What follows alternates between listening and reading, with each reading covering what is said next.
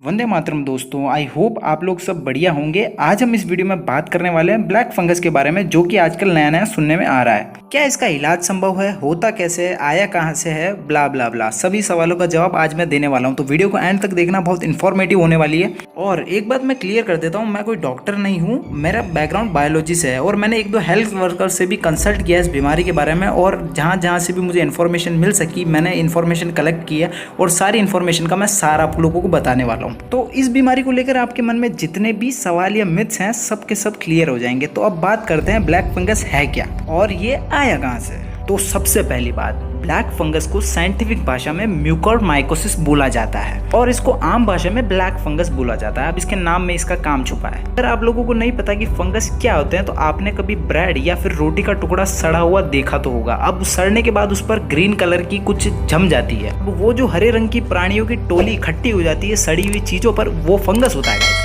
ये फंगस आपको गंदे पानी में, मिट्टी में, या फिर कहीं गार्डनिंग हो रखी है तो वहाँ, या फिर कहीं ना कहीं सड़ी गली चीजों पर आपको देखने को मिल ही जाएगी। अब गाइस सामने आप लोगों को एक बॉल टाइप का कुछ दिख रहा होगा, गाइस वो एक फंगस की फोटो है। अब इसका जो प्रजनन करने का जो तरीका है वो बड़ा ही निराला है। अब ये जो सामने जो आपको बॉल टाइप स्ट्रक्चर दिख रहा है, अब इसकी एज पूरी होने के बाद ये फट जाएगा। ये गोला जो आप बना हुआ देख रहे हो उसको स्पोर बोला जाता है और जब ये फटता है उस प्रोसेस को बोला जाता है बस्टिंग ऑफ स्पोर। अब देख लीजिए, एक फंगस के फटने के बाद कितने सारे फंगस वापस पैदा हो जाते हैं। तो ये मैंने आपको बता दिया कि एक से आगे एक फैलता कैसे है। अब बात आती है कि ये आया कहाँ से। तो गाइस फंगस तो छोटे छोटे कीटाणु है और जब से इंसान है, इंसानों से पहले से ही ये फंगस धरती पर एग्जिस्ट करते हैं। और आप लोगों को मैं बता दूं कि ये जो ब्लैक फंगस नाम की बीमारी है, ये आज की नहीं है, ये बहुत पहले की बीमारी है। लेकिन आजकल कोविड के साथ मिलकर ये बड़ा ही घातक रूप ले रही है, इसलिए इसको महामारी का रूप दिया गया है और आजकल इसीलिए ये चर्चे में है। बात यहाँ पर आती है कि एक ब्लैक फंगस जो होता है वो इंसान के अंदर प्रवेश कैसे करता है। तो इसका प्रवेश करने का जो रास्ता है वो है हमारा नाक, कान और हमारा मुंह, हमारी आंखें और हमारी स्किन के अंदर भी अगर कोई कट है तो ये वहां से भी प्रवेश कर सकता है, लेकिन मेनली मोस्ट ऑफ ये नाक से ही प्रवेश करता है। जैसा मैंने आप लोगों को कुछ देर पहले बताया, उसी तरह ये बॉडी के अंदर भी फैलता है और पूरी बॉडी में धीरे धीरे स्प्रेड हो जाता है। अब आप लोगों के मन में एक कॉमन सवाल होगा कि क्या ब्लैक फंगस भी कोरोना की तरह एक पर्सन से दूसरे पर्सन में फैलता है। तो इसका जवाब है कि ये कम्युनिकेबल डिसीज नहीं है, बिल्कुल ना के बराबर फैलती है, लेकिन फैल भी सकती है। अब अगले सवाल की तरफ आते हैं कि अगर ये फैल सकती है तो किन किन लोगों को ब्लैक फंगस होने का ज्यादा खतरा है। तो गाइस सबसे जो मेन पॉइंट इसका है, अगर आपकी इम्यूनिटी लो है तो आपको ब्लैक फंगस एक इंसान से भी हो सकता है जो कि इन्फेक्टेड है, या फिर नेचर से भी हो सकता है। अब मेनली जो इसका खतरा है वो डायबिटीज वालों को है। डायबिटीज वालों में भी स्पेशली वो जो कि डॉक्टर की सलाह के मुताबिक दवाइयां नहीं लेते, अपने हिसाब से उटपटांग दवाइयां लेते हैं और दवाइयों का डोज ऊंचा नीचा करते रहते हैं, या फिर वो लोग जिनको एक बार कोरोना हो चुका है या फिर अभी इस टाइम पे वो संक्रमित है। तो अगर आपका भी ट्रीटमेंट चल रहा है तो सबसे पहली राय मैं यही देना चाहूंगा कि जो ड्रग्स की मात्रा आप ले रहे हैं वो अपने हिसाब से ऊंची नीची ना कीजिए, अपने फिजिशियन के हिसाब से ही उनको लीजिए।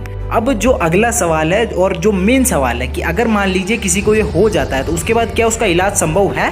तो गाइज नथिंग इज इम्पॉसिबल आप लोगों ने सुना ही होगा, तो इसका इलाज भी संभव है, लेकिन इलाज तब तक ही संभव है जब तक ये बीमारी ज्यादा आपके अंदर घर ना करी हो। और इसका इलाज एक दवा से होता है जिसको एंटी फंगल ड्रग बोला जाता है और उसका नाम है एम्फोबी। तो गाइज मान लीजिए कि किसी आदमी के अंदर ये बीमारी बहुत ज्यादा फैल गई, तो क्या वो उसके बावजूद भी बच सकता है। तो मैं इसके जवाब में सिर्फ एक ही चीज कहना चाहूंगा कि कभी कभी दवा से ज्यादा दुआ भी काम आ जाती है। तो अगर ये फंगस एक ऑर्गन पे ही ज्यादा स्प्रेड हुआ है तो अपन उस ऑर्गन की सर्जरी करके उस ऑर्गन को बाहर निकाल सकते हैं, उस ऑर्गन के वहां जो फंगस फैला उसको, और उसके बावजूद वो इंसान बच भी सकता है। अब आते हैं अगले सवाल की तरफ कि मान लीजिए किसी को हो जाता है तो उससे पता कैसे लगेगा कि मुझे बीमारी है। गाइस तो कुछ की सिम्टम्स है जो इस बीमारी की तरफ इंडिकेट करते हैं, जैसे कि मान लीजिए आपकी आंखें सही से काम नहीं कर रही है या दुख रही हैं, या आपको छींक आते समय काला पानी नाक से निकल रहा है, या फिर मान लीजिए आपका आधा जो चेहरा है एक तरफ से पैरालाइज हो गया है। और भी बहुत सारे सिम्टम्स हैं जो कि आपको सामने टेबल पर दिख रहे होंगे। तो गाइस अब लास्ट सवाल की तरफ बढ़ते हैं कि इस बीमारी से बचाव कैसे किया जाए। सबसे पहला जो मूल मंत्र है, गांठ बांध लीजिए, मास्क हमेशा पहनना है। गार्डनिंग करते वक्त आपको लॉन्ग स्लीव्स का टी शर्ट पहनना है और अंदर आने के बाद उसे धोना है, वो भी गर्म पानी से, और हाथों को बार बार अच्छी तरह से साबुन से धोना है। गंदे हाथों से आपकी स्किन पर कहीं कट है या फिर आईज, नोज और माउथ के बिल्कुल टच नहीं करना है। गाइस अंत में सिर्फ इतना ही कहना चाहूंगा कि इस बीमारी को बिल्कुल हल्के में नहीं लेना है, कोरोना से भी ज्यादा घातक है ये। और अभी 1-2 केसेस न्यूज़ पे आए भी हैं जिनमें कि इंसान की आंखें निकालनी पड़ी है क्योंकि स्कल पे अंदर इन्फेक्शन चला गया। अब स्कल का तो ऑपरेशन करने से रहे तो आंखों को बाहर निकाल कर फिर स्कल के अंदर का फंगस साफ किया गया गाइस। और इस बीमारी में परमानेंट ब्लाइंडनेस का भी खतरा है, तो बिल्कुल भी हल्के में ना लें। अपने और अपने परिवार वालों को सुरक्षित रखें, उन्हें इस बीमारी से आगाह करें। और अब अगर आपने यहाँ तक वीडियो देखी है तो अब मैं आप उसको रामबाण देने वाला हूँ इस बीमारी का, जो कि है ओम मंत्र का जाप। अगर आप किसी और रिलीजन के भी हैं तो आपके रिलीजन में भी कुछ ना कुछ ऐसे वर्ड्स होते हैं आई थिंक, तो आप उनका जाप भी कर सकते हैं।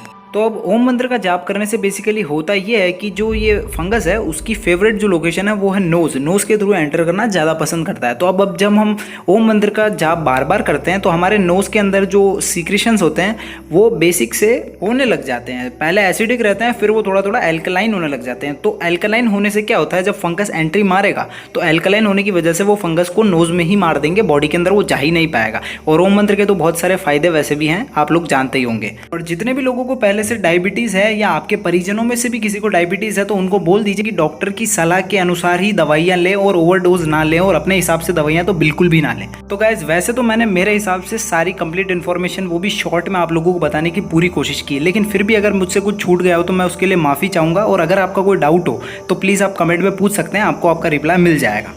और अगर आप लोगों को इन्फॉर्मेशन थोड़ी सी भी यूज़फुल लगी हो तो प्लीज़ अपनी फैमिली के साथ शेयर कीजिए, अपने रिश्तेदारों के साथ शेयर कीजिए, फ्रेंड्स के साथ शेयर कीजिए, क्योंकि सबको इन्फॉर्मेशन मिलना बहुत ज़रूरी है। इस टाइम पे बीमारी बहुत ज़्यादा फैल रही है।